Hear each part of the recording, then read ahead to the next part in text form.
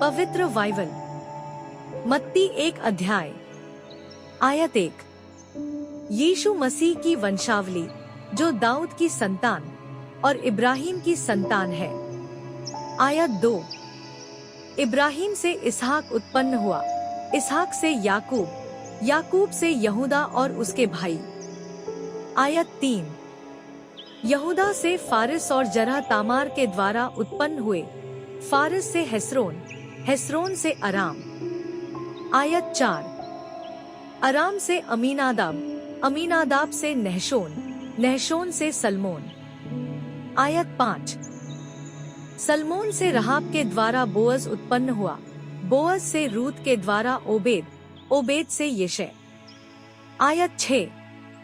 यिशै से राजा दाऊद उत्पन्न हुआ, दाऊद से उरिय्याह की पत्नी के द्वारा सुलैमान उत्पन्न हुआ। आयत 7। सुलैमान से रहबियाम, रहबियाम से अबिय्याह, अबिय्याह से आस। आयत 8। आस से यहोशापात, यहोशापात से योराम, योराम से उज्जियाह। आयत 9। उज्जियाह से योताम, योताम से आहाज, आहाज से हिजकिय्याह।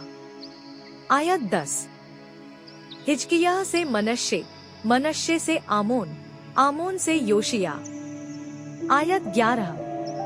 योशिय्याह से बबुलोन की बंधुआई के समय यकन्याह और उसके भाई उत्पन्न हुए। आयत 12। बबुलोन की बंधुआई के बाद यकन्याह से शलतियेल, शलतियेल से जुरबाबेल। आयत 13।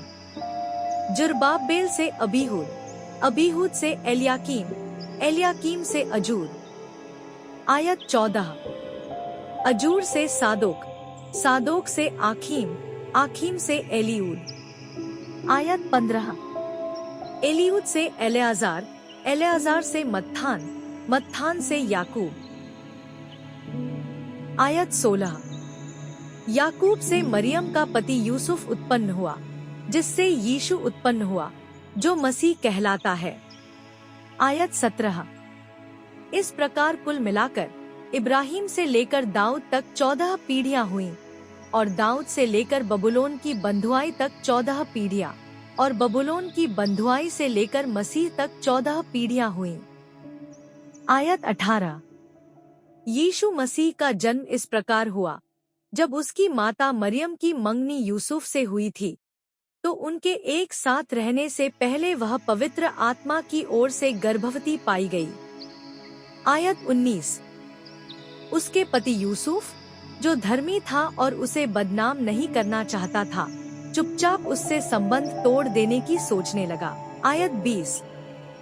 जब वह इन बातों पर विचार कर ही रहा था, तो प्रभु का स्वर्गदूत स्वप्न में उसे दिखाई दिया और कहा, हे दाऊद की संतान यूसुफ, तू अपनी पत्नी मरियम को अपने घर ले आने से मत डर, क्योंकि जो उसमें गर्भित हुआ है वह पवित्र आत्मा की ओर से है। आयत 21।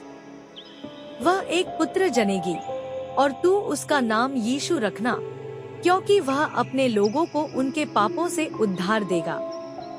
आयत 22। यह सब कुछ इसलिए हुआ कि जो बात प्रभु ने भविष्यद्वक्ता के द्वारा कही थी वह पूरी हो। आयत 23। देखो, एक कुंवारी गर्भवती होगी और पुत्र जनेगी, और उसका नाम इम्मानुएल रखा जाएगा, जिसका अर्थ है परमेश्वर हमारे साथ। आयत 24। तब यूसुफ नींद से जागकर, जैसा प्रभु के दूत ने उसे आज्ञा दी थी, वैसा ही किया और अपनी पत्नी को अपने घर ले आया।